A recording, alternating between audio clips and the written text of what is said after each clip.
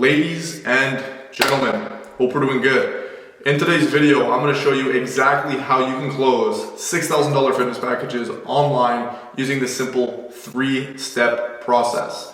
Now, before you even listen to this video, you may be thinking, who the hell is this guy? Maybe you're sub to me, maybe you don't know who I am. I've skilled multiple coaches over 6 figures a month, and I've skilled over, I think it's 25 coaches over 20K per month cash collected. So if you're someone who's wanting to close high ticket fitness packages online and stop being that person who's like literally doing the same shit everyone else is doing but expecting much bigger results. For example, was talking to a client today, he wanted to hit 50K a month. He was making $8,000 a month.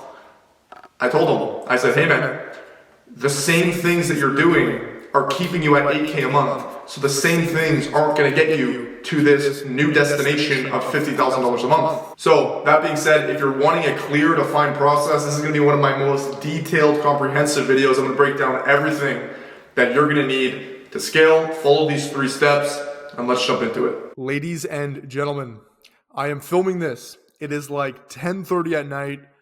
I just had over 10 sales calls in one day, and I'm putting out this masterpiece of a video.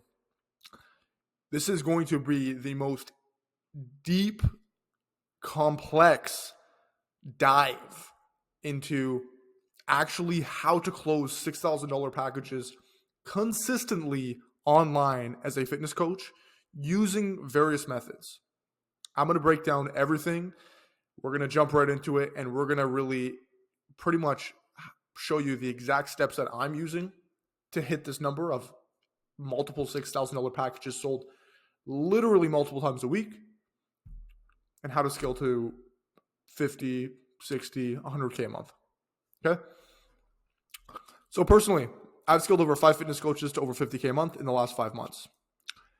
My best result so far has been I've scaled a fitness coach to 150K a month in 4.5 months. Okay? This is one of our client results. This is probably one of our better weeks in terms of actual closing $6,000 packages. Let me zoom in on this a little bit more. Just sold another 6K. Guy who didn't really want training, 6K. Just want to celebrate a win, 6K. 6K. This was in the course of a week. So this was February 15th to 22. This was in the course of 1 week. 1, 2, 3, 4. This was 24K cash collected in 1 week. Margins on this are 95%. Okay? Some other client results. One of our clients named Jamie. In our first 30 days of working together, after implementing this process, we added 30K in added revenue, totaling 90K cash collected for the month. 90K. Another one of our clients named Leo. Leo pretty much added over 6K in his first week. He closed, I think, 2 packages. He had over 240 coaching applications and 200 internal applications that got processed through a different medium that didn't even go online. He does some in-person operations. So that's excluding the amount of revenue from this. One of our clients, Keith, scaled to 10K per month. We have too many 10K per month people. I can even just take that out. I want people, I like collecting and showing these massive case studies because small stuff, everyday type of stuff. Cool. Okay. So I'm going to walk you through pretty much the 3 tenets. I've pretty much broken it down to 3 specific things that you must follow in order to succeed in the fitness space. So why am I even talking to you about this? Why should you listen to me? Okay, cool. I have a few client results, 24K cash collected in a week from fitness. Not bad, whatever. But why should you listen to me? What's my background in fitness? Are you even jacked? Do you even go to the gym, etc.? I could be a 12-year-old for all you know. Pretty much. Why I'm speaking to you right here is I've been in the fitness space for a little bit. How did I get into the fitness space? So a long time ago, a female broke my heart and pretty much gave me a reason to start lifting. So it was a specific girl. And pretty much I always kind of knew that, when I was older, I'm going to lift when I'm older. I think everyone kind of thought that. I'm going to lift when I'm older. When I'm older, I'll go to the gym. I'll have a healthy routine. And I kind of thought that I kind of was procrastinating on that thought. Whatever, this girl broke my heart and pretty much gave me a reason to begin working out. So this was my starting photo. So I was quite younger here. I think I was like 17. 18, something like that. And as you can see, not horrible shape, had a decent, whatever, musculature. Was weighing in about 160, wanted to start lifting. Girl broke my heart. Super sad. Oh, I gotta change, whatever. This was about 2 weeks into lifting. So as you can kind of see from this to this, put on a decent amount of muscle. I just kind of blew up, got a bunch of acne, shaved my head, looked like an absolute idiot. A year later, shot up to 205, consistently lean. So from this was 160, 155, 205, prep down. So this is about 190. Did a show, and pretty much at this point, I've done 2 shows personally. Pretty much this is me right here with no tattoos, looking shredded, beat all these losers. Pretty much after this, I'm like, okay, dude, you're putting so much effort into lifting. This is not really even helping with like getting girls, making money. I go to the beach, take my shirt off. I look good, sure, but like, what is the benefit from this? What is the benefit? And then I realized, I'm like, okay, I got to try to make some money from this. I have a nice physique. People kind of look up to me. I got to make some money from this, right? So what I did is I started a TikTok. And this is my TikTok. It's private now, so don't go stalking it. Don't go looking for, videos or whatnot. But I had a TikTok, and I posted very consistently on this TikTok. As you can see, a few videos did decent. I got 1.7, 200. Like, I did decent on TikTok. Didn't do amazing by any means. I didn't have like a million followers, but consistently posted, put effort into it. So what I did is I literally forced myself to post.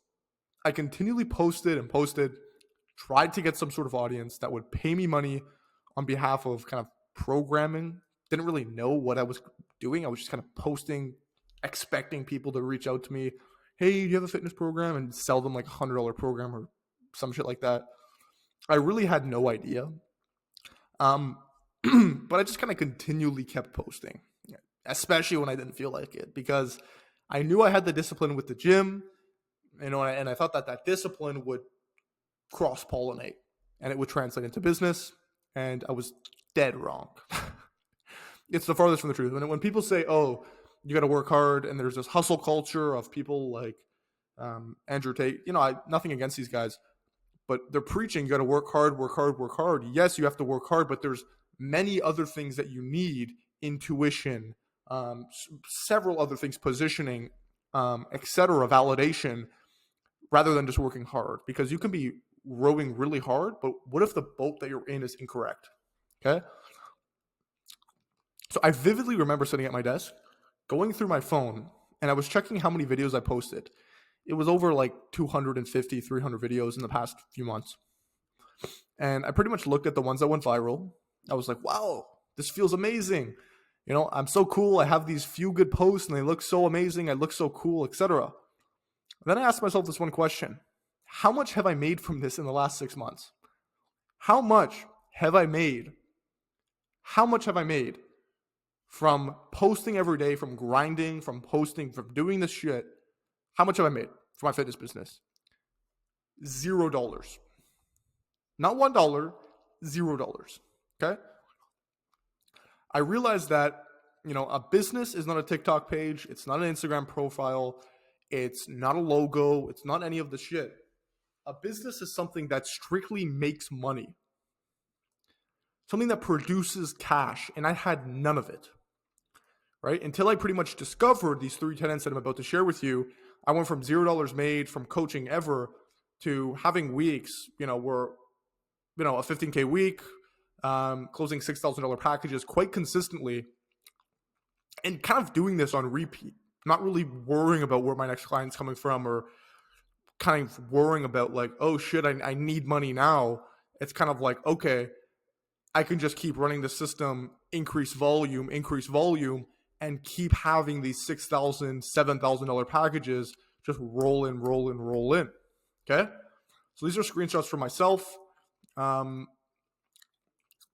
this is not me, to be completely honest with you, this is not me flexing by any means. This is just showing you that what I'm about to share with you is something proven, and it actually has a real application. Like I showed you up here with my client results. 24K cash collected in a week for one of my clients. Shit works. Okay, cool. So let's jump into it. So what are pretty much the three tenants? I'm talking about three tenants. What are the three tenants that you're going to need in order to succeed? We're going to jump right into it. So the first tenant is differentiation. Okay. I read this book a while ago. I recommend everyone to read it. It's called Blue Ocean Strategy. It was written by Harvard Business Review. And these are two executives that work for a high-level consulting firm. I think it's Boston Consulting, something like that, or McKinsey. And they wrote this book called Blue Ocean Strategy. And it taught me one major thing that still sticks with me to this day. Because it pretty much taught me that it's not what your offer is. It's not how you offer it. If you offer it through TikTok, if you offer it through any sort of medium. It told me that to get different results, you must be different. Okay? Difference is key. You need to be different in order to get different. Okay? If everyone's doing X and they're getting X result, if you do X, you're going to get X result. Period. Okay? So in the book, they use this graph, and this graph pretty much lays out a graph of kind of like pretty much a business, Cirque du Soleil. I don't know if you guys know what Cirque du Soleil is. It's a business that is like a circus business. Okay? And in the circus business, what Cirque du Soleil did is they looked at what other circuses were doing. So they had two major competitors, indirect and indirect. They had Regional Circus, Ringling Bros. These were bigger circuses at the time. And they pretty much mapped out what these businesses looked like. So, for example, Regional Circuses, low price. They had star performers, lots of animals, multiple stages, right? Not really a premium setting, no art history, not multiple productions, etc. And with Cirque du Soleil, that was a little bit different, is they pretty much inverted it. So they're like, okay, their price is low. Why don't we charge high? They have a bunch of star performers. Why do we need star performers? That costs a lot of money. Everyone has animals. Why do we have to have animals? Okay. And they pretty much took this graph. Everyone's doing X. We're going to do Y. And what they got is they got $1 billion business from that. $1 billion. Cirque du Soleil is a cash cow. They go from town to town. They're always in my town. I'm from Toronto, Ontario, Canada. They're always here. Right? They're here all the time. And these people, like, they charge a decent amount of money, filled to the brim venues, and they make a ton of money. They're $1 billion business. Right? They're crushing these other circus companies. So after pretty much going through this, I'm like, okay, I got to do something semi-similar with fitness businesses, okay, in terms of differentiation. So I did the same thing, mapped it out. What are big box gyms doing? What are CrossFit gyms doing? What are private personal trainers doing? What are online program fitness coaches doing? Online coaches doing? And I pretty much mapped it out, okay? And what I found is this gave me a really good outlook on what people were doing. And in terms of online coaches, if you look at the yellow right here, I'm sure you probably know this because if you're watching this, you're an online coach, or maybe you're an in-person coach that wants to go online. But what most people are doing is low price, nutrition, not really focused in terms of personal attention, accountability, no group classes, no testing. Usually have a charismatic leader. Maybe they're more Beachbody where it's just the general company. But as you can see, most of these, out of every personal online fitness coach, most followed the same kind of curve. And most were pretty much charging a low price, posting frequently, selling programs, low accountability, no community. And a big one, I can't really zoom in anymore, I'm on 200%, but a very low success rate. And that's a really big one as well, okay? At this point, I knew there had to be differentiation to get different results. So I asked myself, how exactly could I differentiate myself? I reverse engineered what most people were doing and decided the best business model followed something along the lines of this. This was very broad at the time. I've refined it a little bit, but this is very broad. I knew that I needed a high price. I knew that I needed high accountability, some sort of personal testing. Okay, so things that could add value to the stack that I'm providing to customers. And I needed some sort of community that online coaches weren't providing that other gyms were providing. Okay? Let's say I'm a mom and I want to lose weight. I can either go with a gym local that has a community, all my friends are going there, and I could just go there. Why would I sign up with your online program? Right? Certain things that you have to keep in mind. So it made sense to me that I needed to potentially incorporate these things into this model I was currently running. But pretty much after kind of going through this process, reverse engineering, I need this, I came to the realization that this stuff matters, but my product wouldn't matter if my product wasn't known or trusted. This is another big epiphany moment, okay? Right? If no one bought my stuff in the first place, none of the back end would even matter, okay? So this stuff matters. I'm not saying it doesn't matter, but you need to differentiate also on the front end, okay? So this led me to jumping kind of into the current state of the health and fitness market. So what's really going on in the health and fitness market? We know that most people are following this trend in terms of online fitness. Gyms are following this trend. Personal trainers are following this trend. But what does the market look like in general? Right? What are people wanting? Okay, this is kind of what I dived into. Number one, trust is a big thing, right? Trust is extremely low. How I lost 30 pounds in 1 month. People are posting stuff like this, right? You have all of these supplements. Ozempic, for example, promising the world, giving you nothing. Okay? You go online, lose weight quick. Lose weight quick is a keyword. There's people on Google who are bidding thousands of dollars to get their keyword on Google listed higher for this, lose weight quick. For example, Factor Meals, they're probably paying thousands of dollars a day, probably upwards of $5,000 a day, just to have that as ranked number one for that keyword, right? You have to understand that, okay?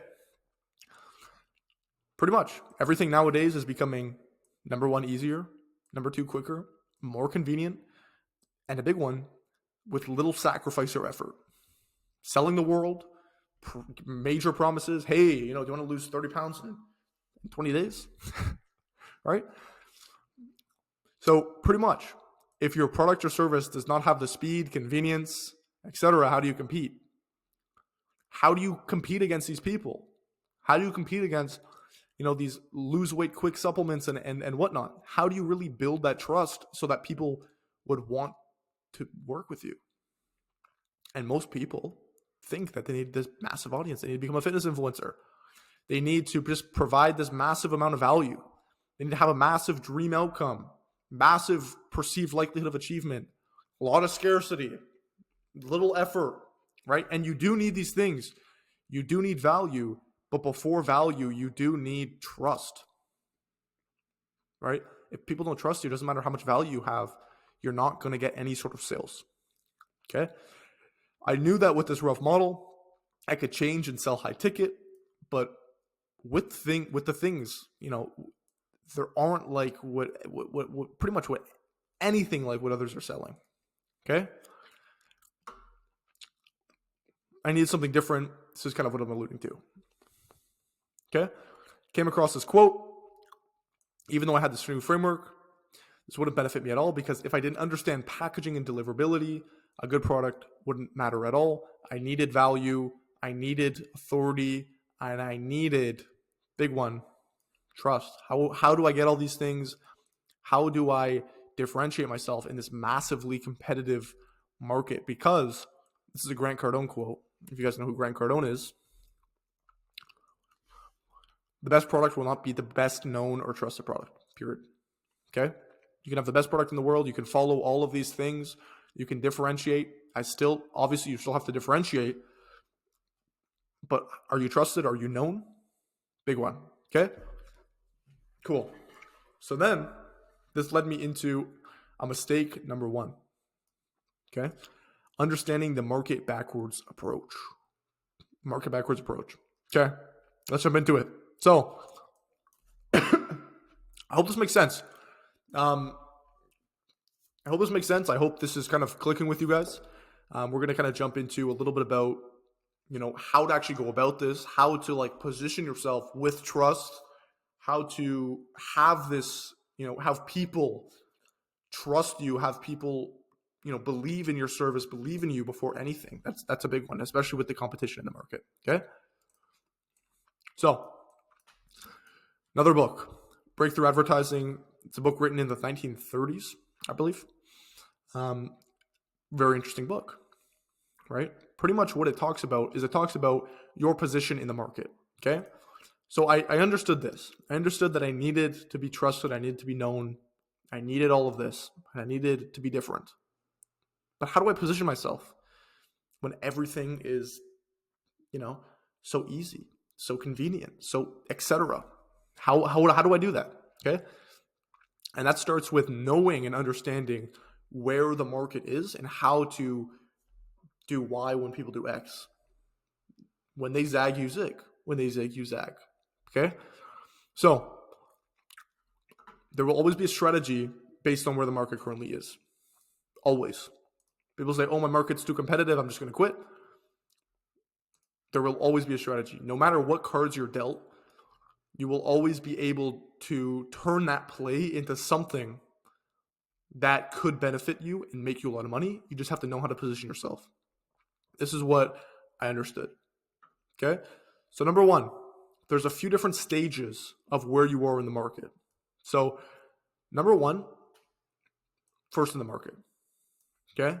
So what this book talks about is it talks about stages of markets. So for example, if I make something totally new,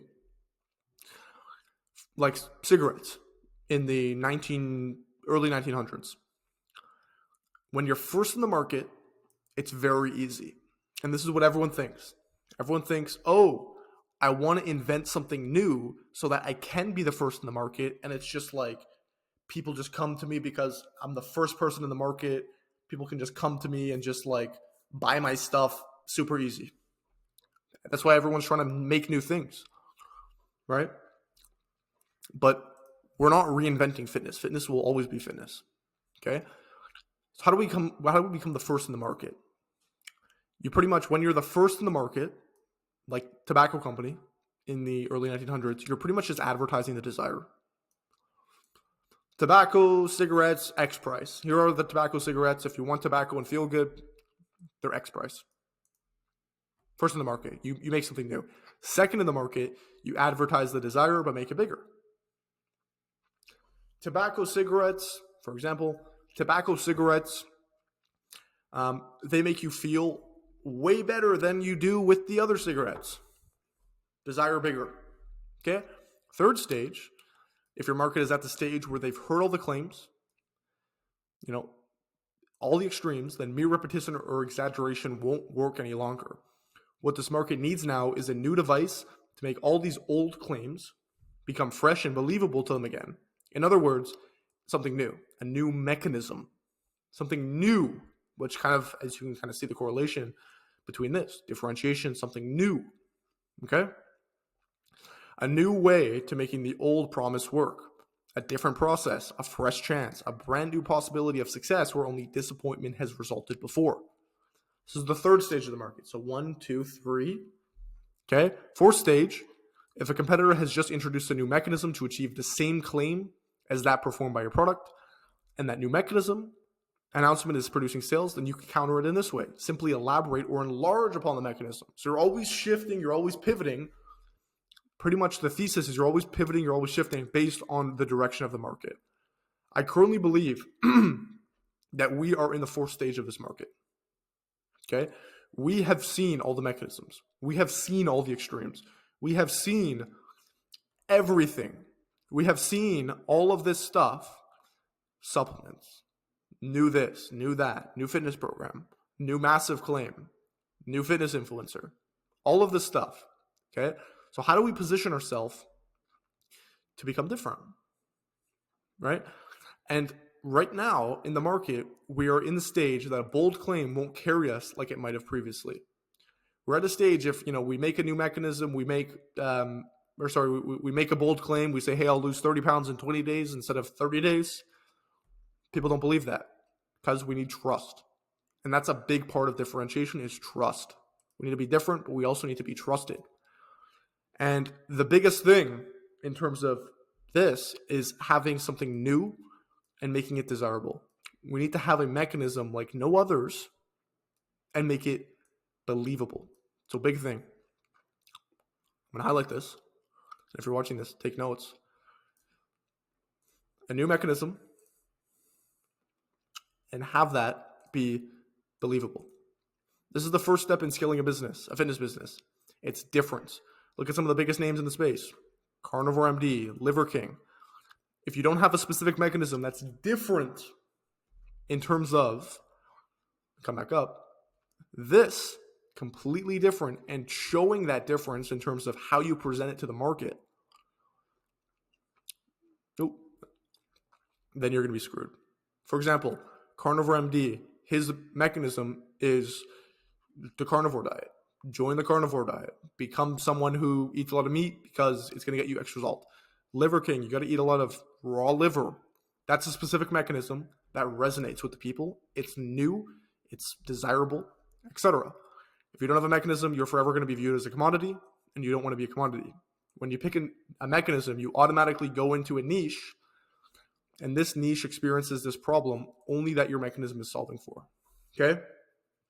So, for example, you're picking a mechanism that you automatically go into a niche for. Okay?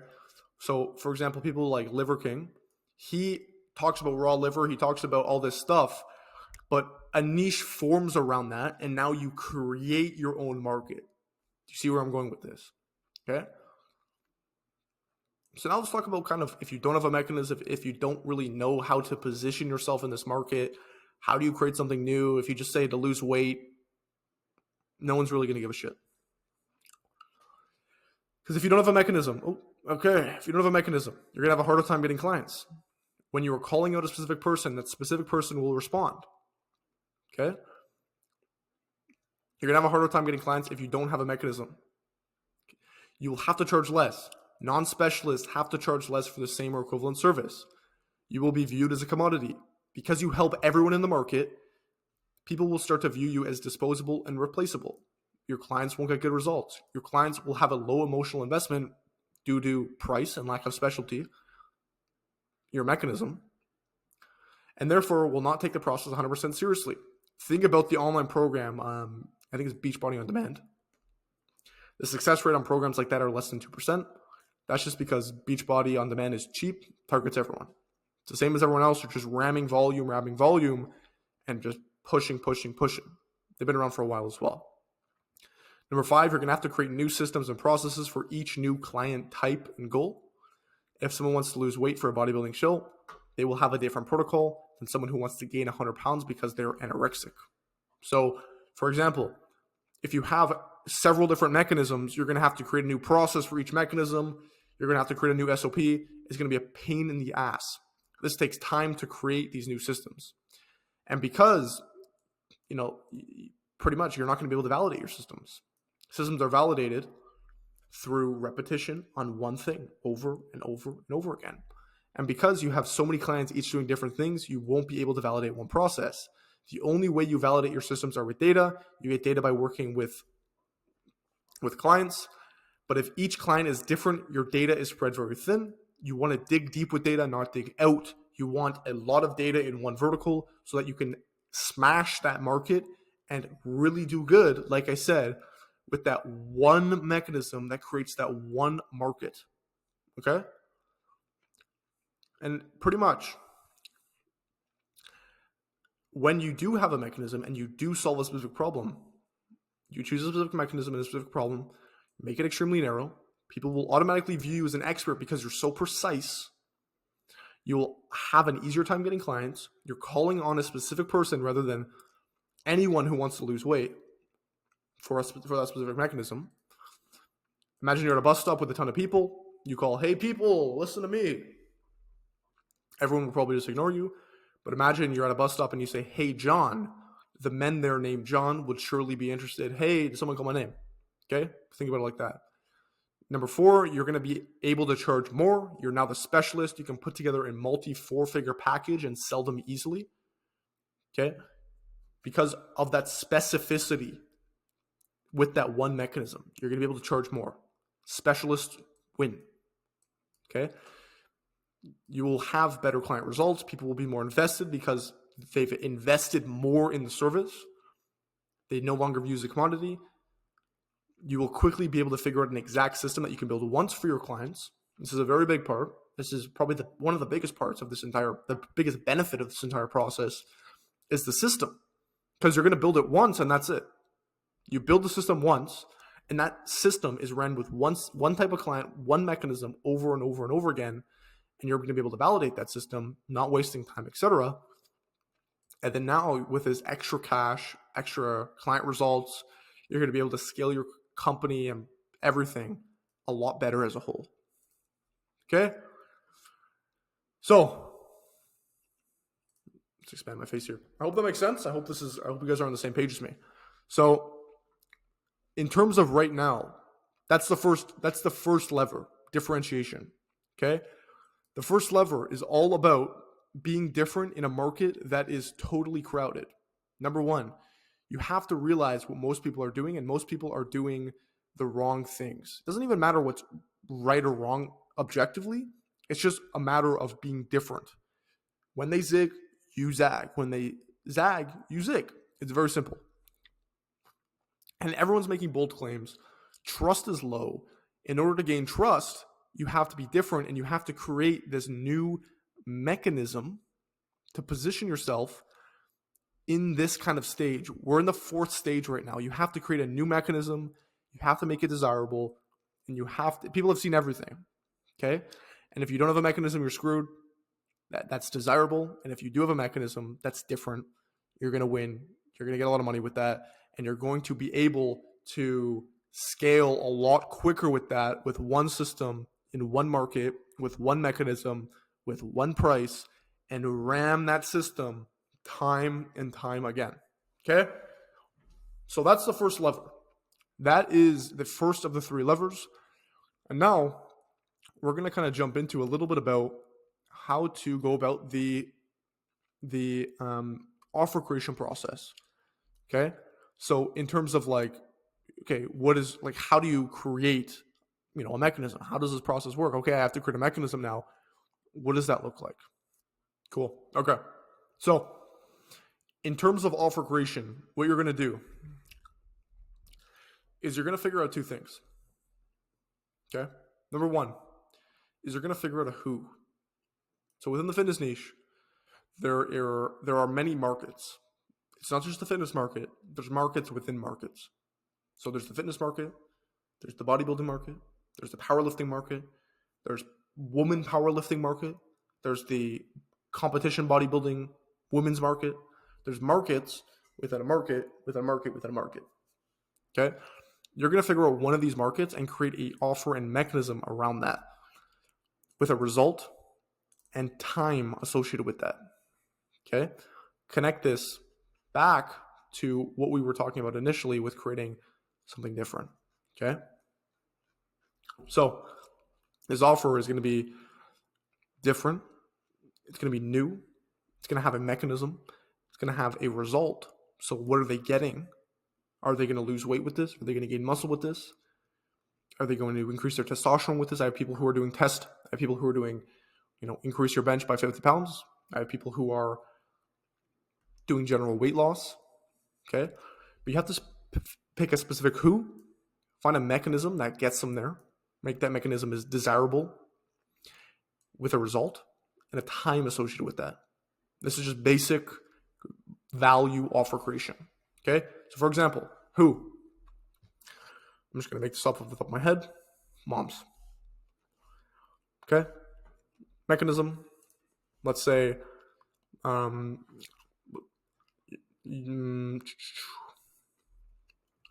you're selling, I don't know, let's say you're selling Ozempic, for example. And the result, 30 pounds lost in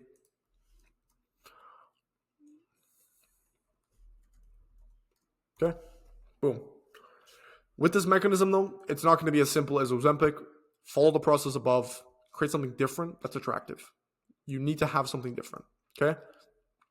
The biggest thing with this is people don't really think about their offer. They don't think about all this stuff that we talked about above. They just kind of think about getting out there and posting and offering. You have to have this stuff before. People don't really think about their bullets. They just want to shoot the gun. If your bullets are made out of feathers, nothing will happen. Think before firing. So I just give a little analogy with a gun. If you're going to shoot the gun, make sure you have proper bullets in that gun. So when you're actually shooting at that, let's say you're hunting and you're hunting for a deer, for example. If you're shooting a feather bullet, nothing's going to happen. Okay? Cool. So let's jump into the second tenet of the 3 tenets. The second tenet is all about acquisition. So you understand, okay, I need to position myself different. I need a new offer. I need a new mechanism. I need to be different. I can't be the same as everyone else because I'm going to get the same results as everyone else. Massive bold claims. Everyone's doing all this bullshit. I need something new. We get that. But once you have this, how do you actually get clients, right? We still have everything built out. Like, what's the process of getting, I don't know who you are, to purchase, I want to purchase your program. How do we do that? So back over a year ago, pretty much, I wanted to get leads for my coaching business. So what did I do? I did the same as everyone else. This is when I was first starting as well. I looked at what everyone else was doing and did the same.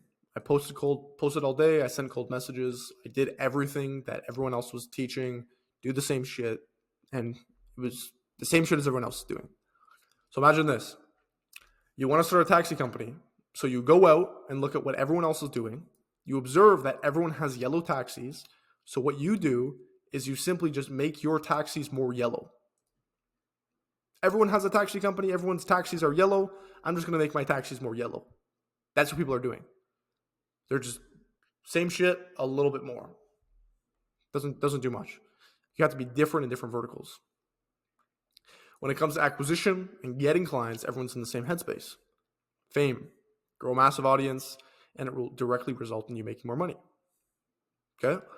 I once knew this fitness coach. Her name was Veronica. I got on a call with her, and I remember her being extremely sad and confused. She was actually crying to me on the phone. She was very sad. She was very emotional with me. I was in my car, actually.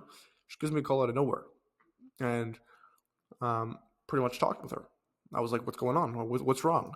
And she told me that she's grinding her ass off and not seeing any real tangible results from her business. Nothing.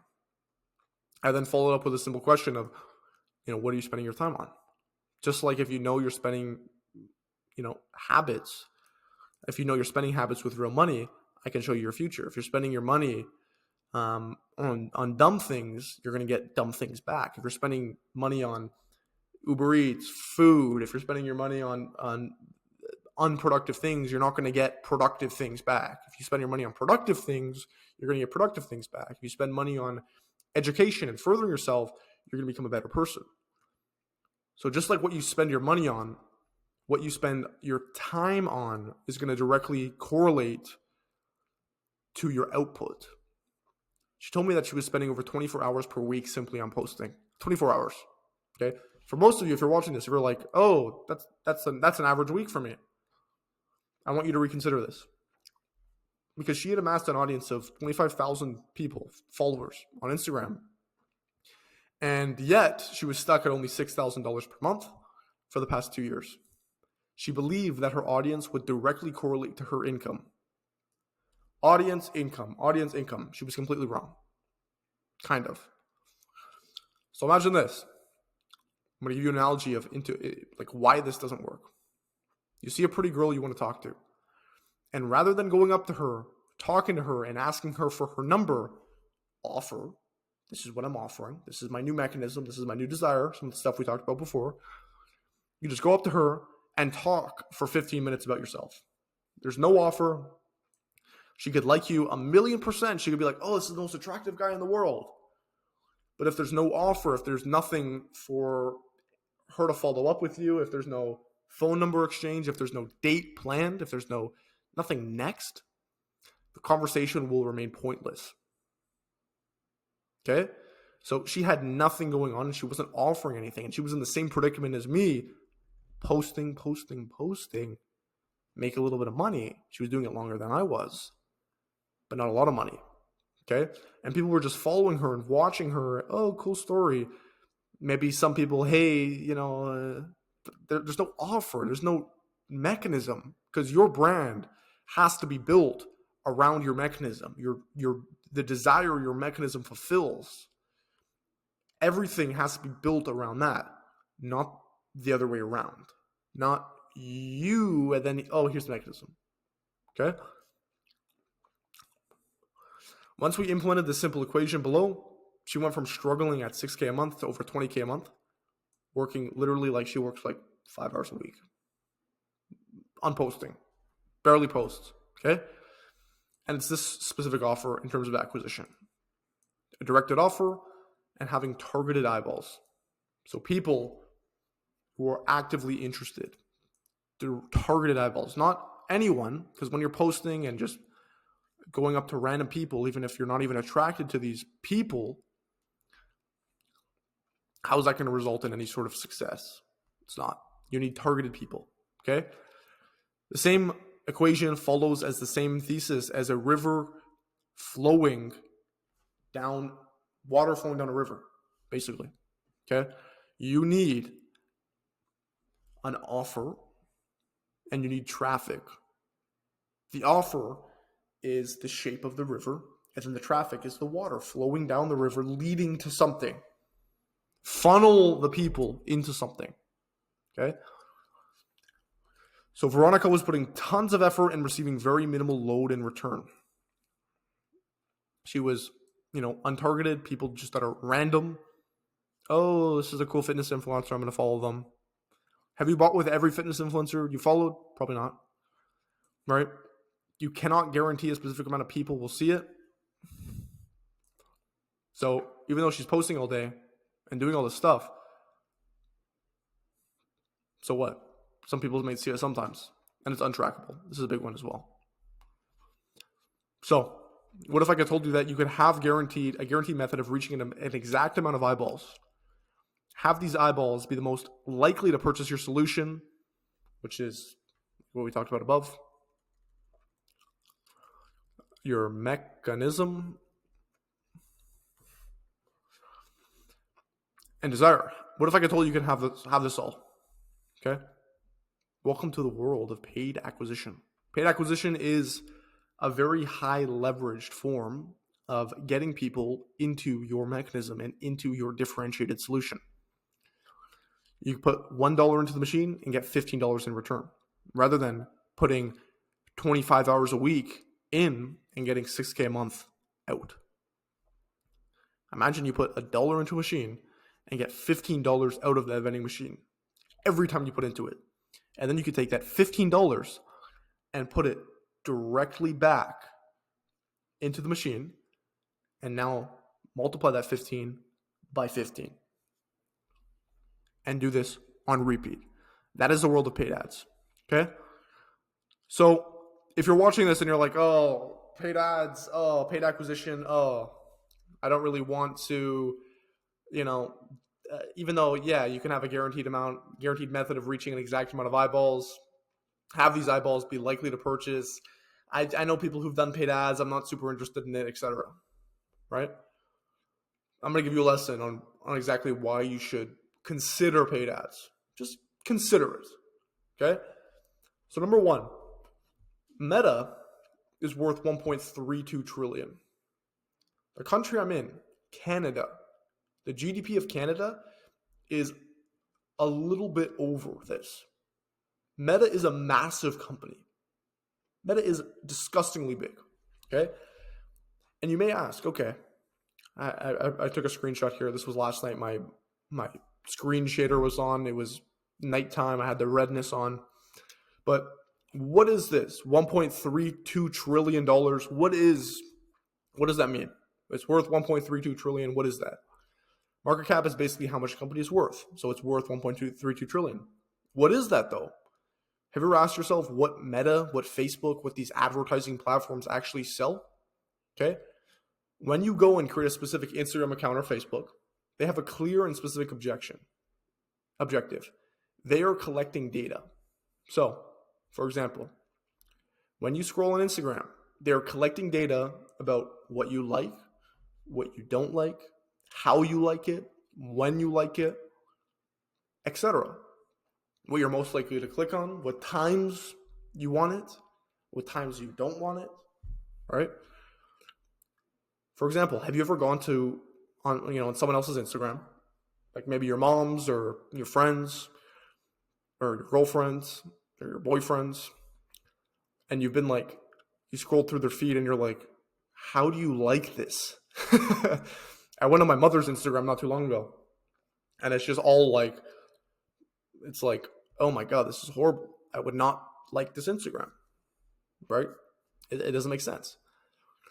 But imagine going to a restaurant and rather than showing you the menu, this is what's on the menu, and you could choose what you want to be served. Oh, I want this and maybe that.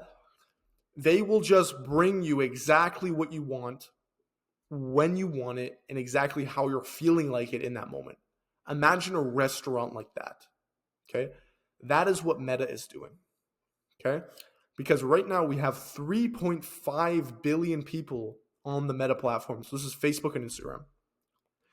If you take YouTube and all the other platforms, it's still extremely high. That means they have the data of over 3.6 billion people that they're actively scraping. They're seeing what you like, they're seeing what you don't like, and they're feeding you things that you're most likely to click on, stay on, so that you can stay on the platform the longest, which leads to people staying, having an average screen time of 6 hours and 40 minutes per day in the US, which is crazy. So they're always doing more updates to make the algorithm more accurate and overall better at figuring out what interests you and what you're most likely to click on. They want you to keep you on the platform. They want to keep you on the platform extremely long. Now imagine you're going to the same restaurant listed above, same one, but now instead of getting the perfect meal, they are giving you this meal for several hours of the day, multiple times. Several hours. Imagine going to a restaurant, sitting down, and being like, hey, give me what I feel like. And they give you what you feel like every hour of the day for 6 hours and 40 minutes a day. That's a lot. That's a quarter of your day. If you spend 8 hours sleeping, that's like half the time you're awake. It's crazy. So they're scraping data all the time. They know everything about everyone. So pretty much, Facebook is then taking this data, packing it up, and selling it to advertisers. These advertisers are taking this data and selling things to them with precision. So Facebook has all of this data of 3.5 billion people on exactly what they like, on when they like it, etc. And they're saying, hey, advertisers, we have all of this data of everyone. Do you want to sell things to them? Cool. Why don't you pay us some money and we will show exactly what you want us to show exactly to the people who you want us to reach with precision. Okay? So I hope this is making sense. I hope this is kind of correlating with, where you should go to in terms of getting people around your new differentiated solution in terms of having a leveraged way to get clients. Because at the end of the day, if you're spending 25 hours a week posting, if you're spending 25 hours a week sending cold DMs, that's not an effective way of, gaining leverage in today's market. Whoever is the most leverage in today's market wins. Okay? Hate to say it. Long term, whoever's most leveraged wins. Whoever has the most output wins. And if you're doing one input and getting one output, you're going to get crushed by people who are doing one input and getting 15 output. Okay? Cool. So you have two choices now. You can either, one, become a consumer of something that is built to keep you on the platform the longest and sell you. I'm sure your screen time, if you're watching this, I want you to just go check your screen time right now. Go on your phone, check your screen time. It's probably very high. Mine's pretty high too. I do business on my phone and whatnot, but still, I go on Instagram sometimes and I fall into the Instagram trap. Okay? Become a consumer. So you have two choices. Become a consumer of something that is built to keep you on the platform the longest and sell you. Or number two, use the massive pool of data to sell your service. Tap into this gold mine of 3.5 billion people to sell your service. Two choices. Make the decision. I know mine. Okay. So how do you actually use this now to get customers with Meta? So remember this equation from above of, let me pull it up. A directed offer with targeted eyeballs equals money, which we weren't getting with just randomly posting because it's just random people. Now with ads, we have solved for pretty much, where am I here? We have solved for one of these. We have solved for the targeted eyeballs. We know where to find our data. Our data is sitting right in front of us, right on our noses, and we just have to present this data with a targeted directed offer, aka our new mechanism that's differentiated, that's totally new, that gets people to trust us to get what we want, money. Okay? So we can now cross off the need to find targeted eyeballs. We can simply give Meta money and allow them to do that. Hey, Meta, go find me this person. Done. Give Meta money, let them do that. Okay? When I was first starting with ads, I knew I pretty much had to get into ads. So I figured this out quite early.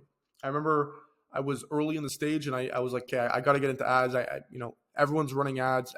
Or not even everyone's running ads. I just needed, I knew I needed to get into it. The leverage was there. I knew a few other people who were doing really good with ads. I needed to get into it. So at this time, I went onto YouTube, scoured for anything that would help me with writing good ads. I watched anything I could find. And what I came to is that I needed to pretty much have a good photo and good copy. So copy is like copywriting, text, stuff like that. I wrote this massive form of copy. I don't have it anymore. It was called, actually, I was selling just pretty much fitness. It was weight loss. It was the story of the man who lost 30 pounds and gained 30 pounds of muscle. Lost 30 pounds of fat, gained 30 pounds of muscle. Wrote this massive form of copy. So I knew I had to get into ads. I knew I had these targeted eyeballs, but I was like, okay, what do I offer? And this is what the process I did when I was first starting. And ran this massive offer, massive form of copy, had this offer. I didn't know anything about Desire. I didn't know anything that I talked about above. This was back in the day. This was, let me just specify, this was this was 1.5 years ago. Okay. My original offer was pretty much, if you want to get in shape, I'll help you. I spent $450 on ads. I got 9 leads at $50 cost per lead with 0 sales and 0 pickups and responses. Nobody was interested. No one was clicking on my ads, and no one was interested. But I remembered that it wasn't the people I was reaching. It was what I was offering those people. Meta takes care of this. Don't worry about that. What are you offering? Is it a new desire? Is it something that's different? Okay. So I offered this pretty much new upfront thing. I didn't realize it wasn't the people. It was my offer. What was new? What's the most attractive front end offer that's desirable, that's new, that's different? Okay. Pretty much making the person who's watching or consuming your ad an offer that they can't refuse. I put together a great offer. It was a new mechanism. It was pretty much this new mass ad. I forget specifically, but it was a new offer to give free access to my specific program, which goes over my mechanisms on how to actually do a few different things. But it was free. I gave it away for free on the front end. And what I did is I spent $300 on this free thing, got 220 leads at a $1.3 cost per lead, and I got 10 sales, made $2,000. Okay. So you see the difference now between a bad offer of just, hey, massive form of copy. The story of the man who gained 30 pounds, it was just massive form of awesome copy. It sounded amazing. I loved it, but it didn't get any sales. And then I designed this new front end thing that was free, that appealed to people's desires, that had this new mechanism. And mostly of all, I gave it away for free and people were clicking on it like crazy. Okay. So I realized that it doesn't really matter how you're selling it or the medium you're selling it with. It matters what you're selling. Okay. It matters what is that front end offer for that mechanism you're doing. Okay. It wasn't the fact that I was reaching the right people. It was the fact that what I was offering was bad. Okay.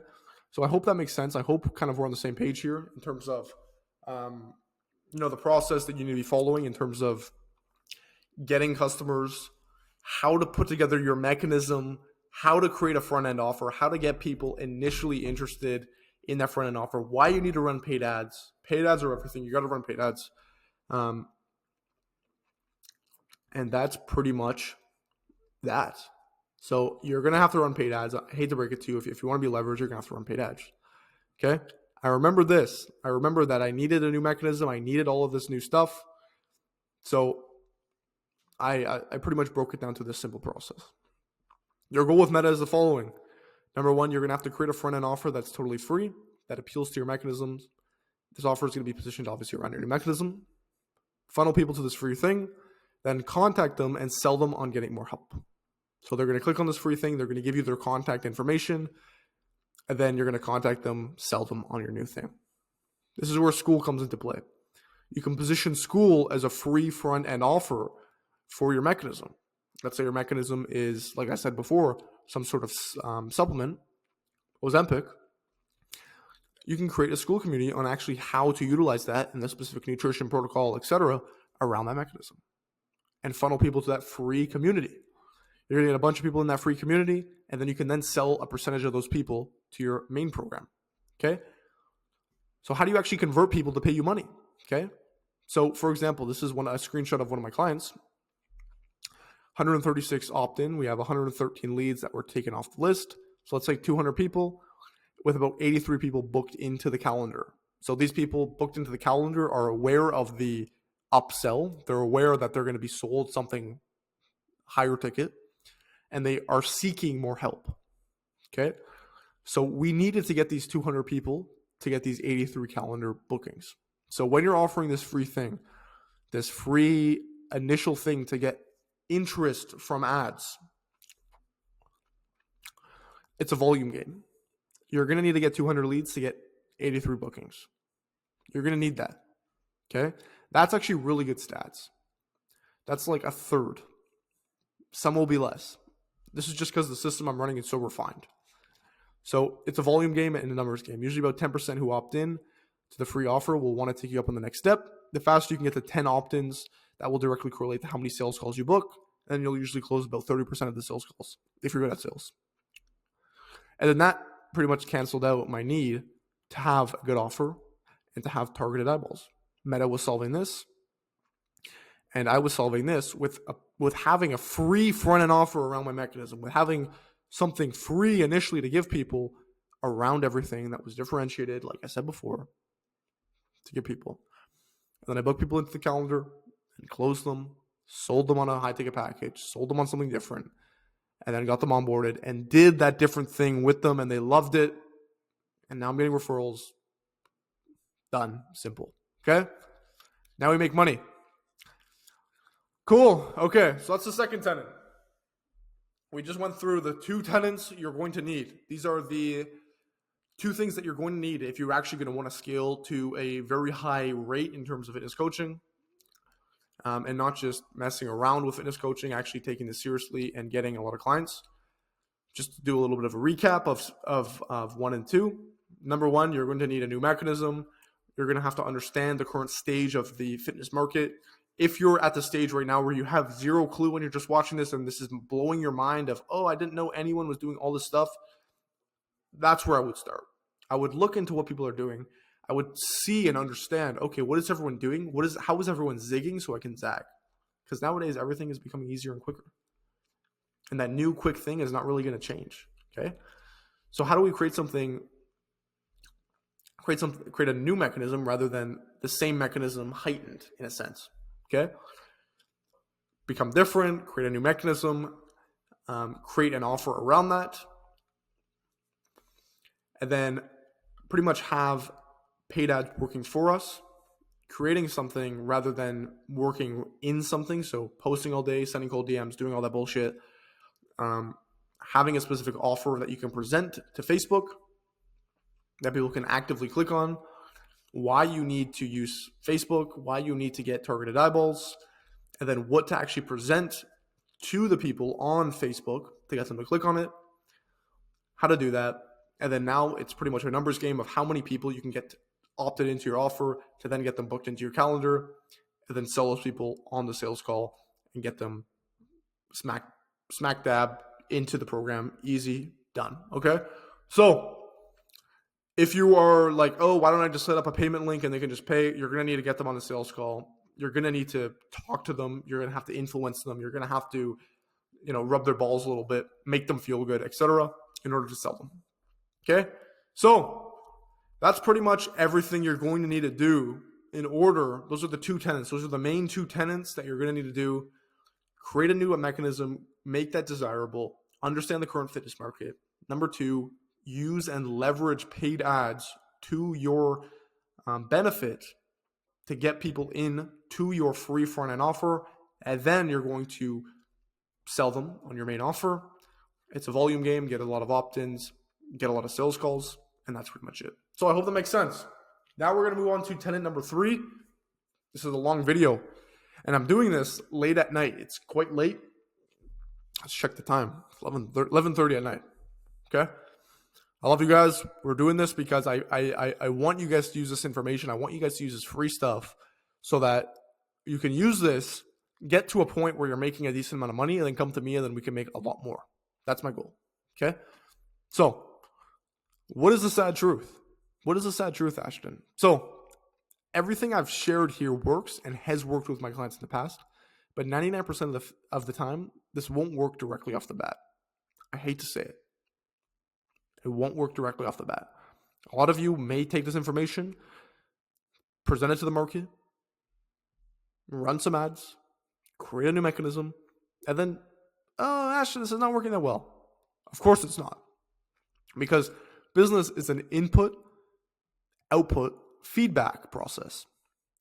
What you input, you get an output, if you like it or not. If you wake up really early and go to the gym, you're going to get an output of that, of feeling really good. If you don't wake up really early and you sleep in and then wake up and watch Netflix, you're going to feel bad because of that. So whatever you do, whatever input you do, there's always going to be an output. Okay? You can continually have inputs and results from those inputs. But if you cannot gather feedback from your mistakes, you will never win. So with all of this process, when I'm telling you to do paid ads, when I'm telling you to create a mechanism, when I'm telling you to do all this stuff works, and this stuff has worked with my clients and it worked with me. But in order for you to succeed, there's not a one fit, this is what you have to do.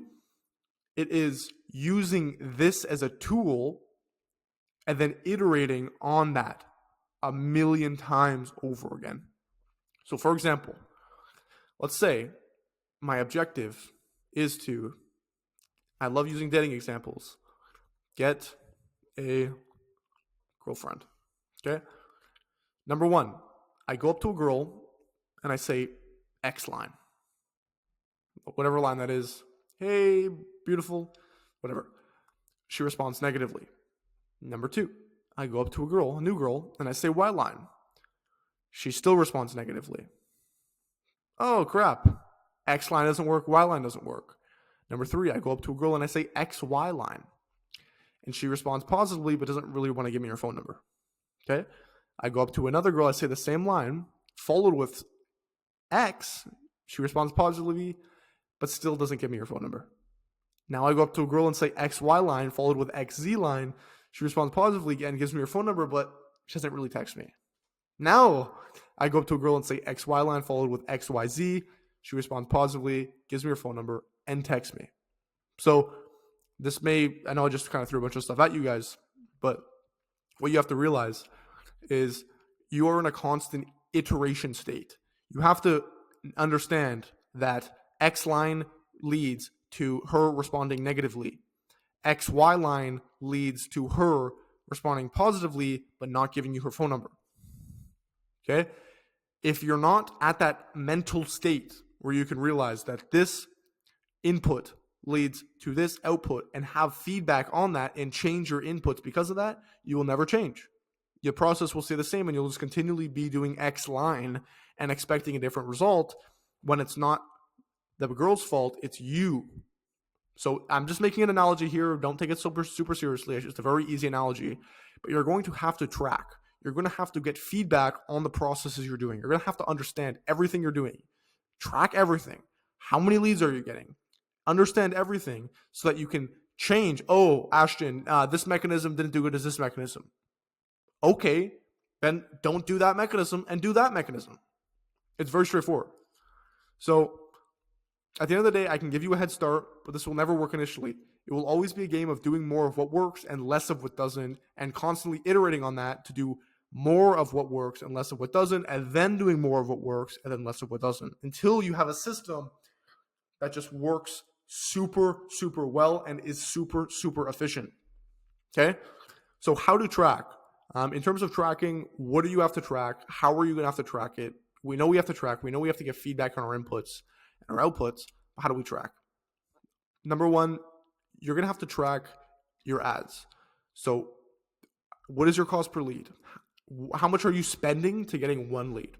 Okay. How many impressions are you getting? How many conversations and replies are you getting from those people that opt in? Are a lot of people just clicking on the ad and not really responding? Okay. Why is that? Do we have to change something on the back end? What are the best performing ads? Why don't we do more of those best performing ads? What differentiates the responding leads versus the non-responding leads? Okay. Number two, sales calls. How many sales calls have been generated with the amount of leads generated and money spent? What's our cost per book call? Okay. If our cost per book call is like $800 and our program is $500, how are we going to expect to turn any sort of profit from this? Okay. We have to track, oh, okay, we're getting a lot of sales calls from this specific offer because this offer is doing really well. Awesome. Let's keep doing it. Stop. Okay. Great. Let's keep doing that. It's working. Let's keep doing it. Number three, closes. What is your closing rate? Have you been recording your calls? Get better at sales. If you keep saying the same thing on the sales call and it keeps leading to people not wanting to purchase with you, it's not the people, it's your fault. Get better at sales. What is your cost per close? Cost per closed call. And then you have to track client success. So what differentiates a good client from a bad client? How do we make more good clients and less bad ones? What is differentiating the people who churn a lot? Okay. At the end of this, you should know one major thing. One major thing from this entire third tenant. Let me write that down just so I can clarify. Third tenant. One thing, you should know that if I put $1 into the advertising machine, I will get X dollar back. Okay.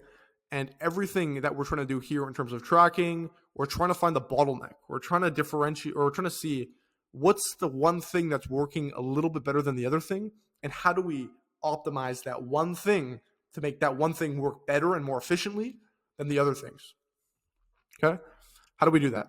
Because at the end of the day, I don't know what works, but the data will 100% be able to tell you what is right and what is wrong. Your goal is to get as much data as possible and be able to have a true objective point of view of the market and your offer. This is where you reach God mode and you know for a fact everything that your prospect wants, how they want it, and exactly how to deliver it to them. You can do everything above, but if you don't track, you will fail. If you don't track, if you don't understand your feedback from your inputs and iterate, like for example, when I was first starting, let me come back up here. When I was first starting with posting, if I didn't make that revelation that, oh shit, I'm not making any money from just posting TikToks all day, if I didn't make that feedback, I would still be posting TikToks all day and not be making any money. Or at least not be making this amount of money. Okay? So you're going to have to track, you're going to have to get feedback, and you're going to have to understand the process so that you can iterate and change. This is probably one of the most important tenets, or the most important tenet, because everything you do, even if you do something really good off the bat, but you don't track, the person who does something really bad off the start but tracks and iterates is going to beat you in the long term. Okay? If you look at species, for example, you read the book The Selfish Gene. It's not the species that are the strongest. It's not the species that are the fastest. It's not the species that can swim best underwater that survive. It's the species that can adapt quickest and make that variation quickest and zig and do something different. Okay? It's a person that can adapt and change what they're doing to fit the market the best, to fit that survival scenario the best. Let's say, I'm a squirrel. A meteor comes down. It's during dinosaur times when meteor comes down, all the dinosaurs die. There's a smoke cover over the sun. It's all foggy for like 100 or 200 years. Okay. I'm a squirrel. If I'm not able to adapt to that new environment, I will die. I need feedback. I need to adapt quickly. Okay. I can't harp on this enough. You need this most importantly. Okay. So, hope this makes sense. Hope you understand this. So, now at this point, we've went through the 3 tenants. Okay. You have one option here, or actually 2 options. Okay. Number one, you can take this information and you can do nothing about it. And I'm not expecting you to do anything about it, but most people after this will do nothing about this. Oh, awesome. This is some cool information. Let me just continue with what I'm doing. Okay. But the people who actually take action from their learnings lead to growth. So this is the growth chart. If you have learning and action on a graph, the people who learn and apply that learning with the action, they will actually grow. Okay. So I can guarantee you this. If you take all of this knowledge and do nothing with it, you will fail. Okay. Take action. Take action. You've learned a lot. If you stick around, if you're watching this video and you made it to the end, congratulations. You are like, I genuinely appreciate it. You took time to do something that was different. Okay. And not everyone has what it takes to sit through a long video like this and absorb this level of information. Most people, oh, whatever. I want something quick. I want quick dopamine. Most people are like that. Okay. So take action. If you need the exact systems fully done for you with an exact proven process, if you're like, okay, this makes sense, I can apply this for myself, or if you're already at that point where you're making a little bit of money, but you want to make more money, if you need the systems fully done for you, we have a coaching, we pretty much have a coaching done for you offer where we build everything out for you, fully custom. I have a link somewhere down below to book a call with myself. I'll pretty much walk you through the systems, or one of my team members will walk you through the system, show you everything we do, how we do it, etc. And that's pretty much it. Cool. So if you want to close $6,000 packages and have a 24K week, go down, book a call, speak with myself, and that's pretty much it. Thanks for sticking around. Thanks for watching the video. My throat is sore from talking so much. I'm going to bed now. Appreciate you guys. Bye-bye.